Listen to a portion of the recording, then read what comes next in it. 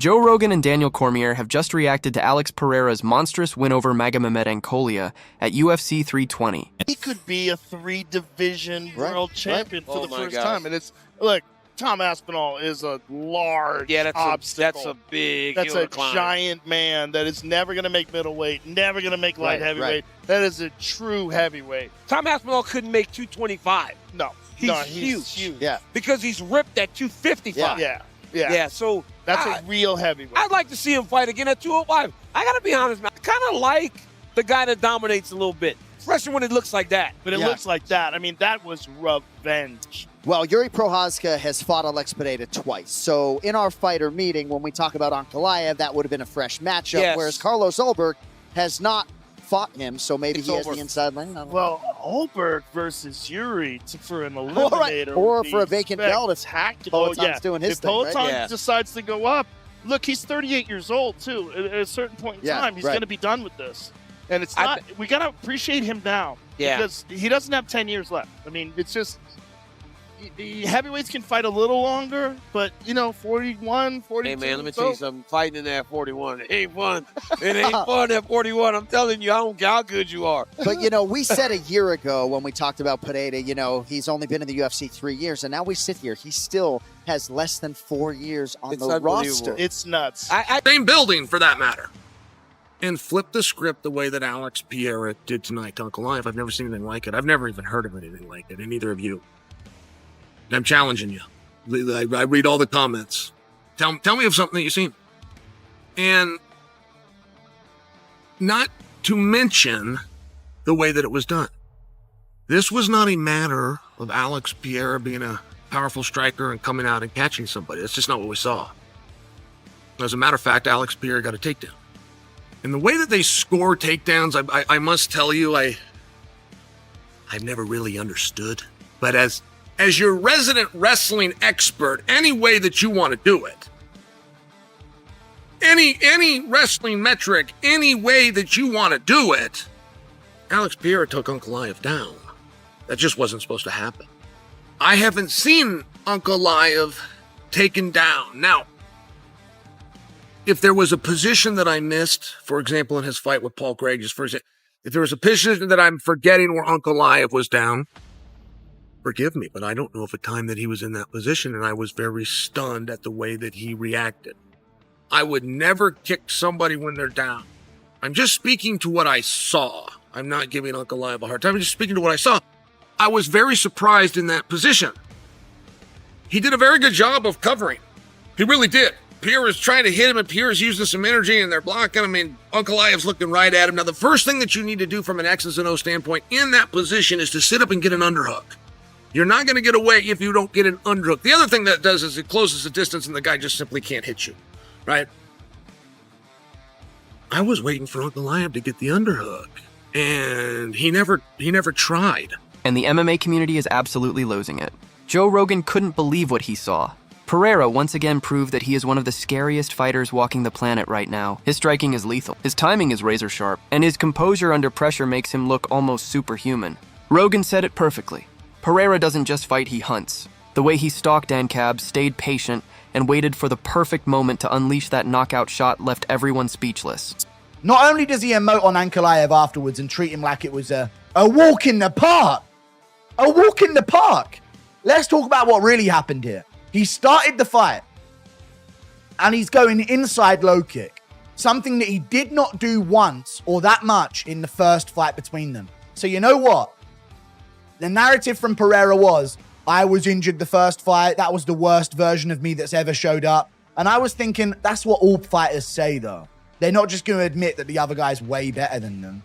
So I was thinking, all right, Alex Pereira, these are excuses, but they were definitely legitimate excuses because he went shin to shin with Ankalaev, like Jan Blachowicz did. Remember, Ankalaev's a southpaw, as he is in this stance here. And what you may notice is, he's not a southpaw here. And that's what it came down to. In the last fight, Ankalaev could remain southpaw for nearly the entire time. That's where he's comfortable. And that's what gives Alex Pereira problems. And Pereira was trying to do lead low kicks on Ankalaev's calf, and they weren't having nearly as much of an effect.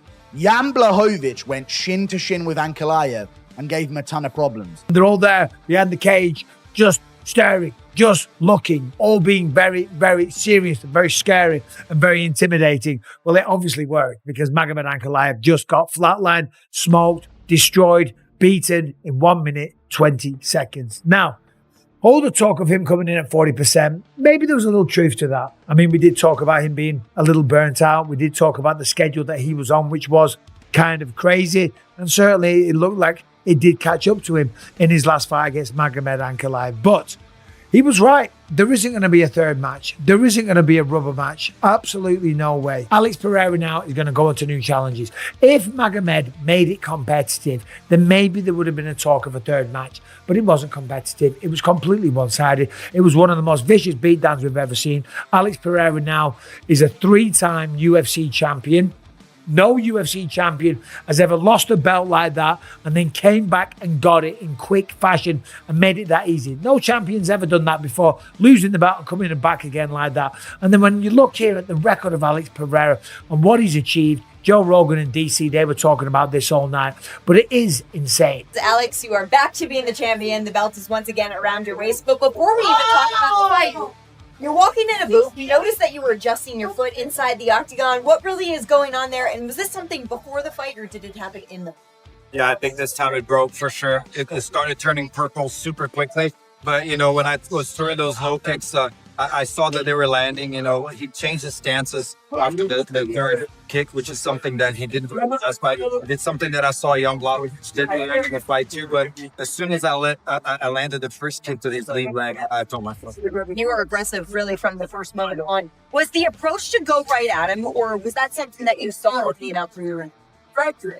That was the plan in the first fight. You know, I wanted to go up and be aggressive. I told everyone I wasn't feeling well. I'll talk about that a little bit later, but you know, I felt it. I felt that it was going to happen. You know, even this morning we went to breakfast at Big Romania, and we saw one of the guys from Power Slap who we saw last time on fight day as well. He had just lost that night, and today he was there and he just won. So I thought to myself, man, you know, last time he had lost, I lost. Now he won, so everything is coming together. You're gonna have. Do things feel different? You've won the title before. You've been the champion in 2 divisions. Is something else happening? To make all those around me happy, you know, all my fans. I feel all the love. At the press conference, the fans won't even let my opponent talk. So I feel that, and I want to give people joy. And even in Brazil, sometimes people say, oh, I wasn't watching the UFC anymore until you came and stuff. So I feel it, and I want to give back to those people. Well, you're certainly doing that. Alex, now comes the part of my job that I have to do. That's always difficult because you just won the title once again. And we're already asking you about your next fight. But I talked to Carlos Ulberg and I talked to Yuri Prochazka after your fight. They both believe they're next in line. They both have their reasons for it. If you get to play matchmaker as the champion, when do you fight? You know, like I said up there, I had a whole speech prepared, but we all know what happened to John Jones' brother. So it's not even right to talk about that. We'll talk about that later, but I think I want to fight. 30. Pereira just absolutely ran through, and look, I was wrong. That's very, very, very impressive. What were you impressed by in that sense? I think that just he made some good adjustments technically, where he was putting him on the back foot a lot more than he was in the first fight. The first fight, it looked like, oh, he looks like he might shed a tear there, Yuri Prochazka. What's going on there? Yeah, in the first fight, he was kind of like guessing what Ankalaev was going to do constantly. Whereas in this fight, in the rematch, Pereira's just constantly keeping him guessing, walking him backwards, making him feel threatened, and Ankalaev just couldn't even get anything off. So Pereira's back. I always ask it, but does he move to heavyweight now, or does he fight Yuri, or what are your thoughts? I don't know. I'm sure that's his decision. He's the champ. He can decide whatever he wants. Do you think he should fight Ankalaev again? Maybe that as an option. Give it a trilogy. I mean, I would watch Alex Pereira fight. I would watch any of them fight anybody, but I think that's pretty cool the way he's just come back and beat him again. See what he wants to do next. Dropped him with the right. Usually you'll see him drop him with the left hooks, but this time he big right one bomb over the top. Even Daniel Cormier, who's known for his calm, analytical takes, couldn't hold back his shock. DC said that Pereira has officially separated himself from the rest of the light heavyweight division, and that no one right now matches his presence or power. But what's really blowing up the MMA world is the conversation that followed. Should Alex Pereira move up to heavyweight?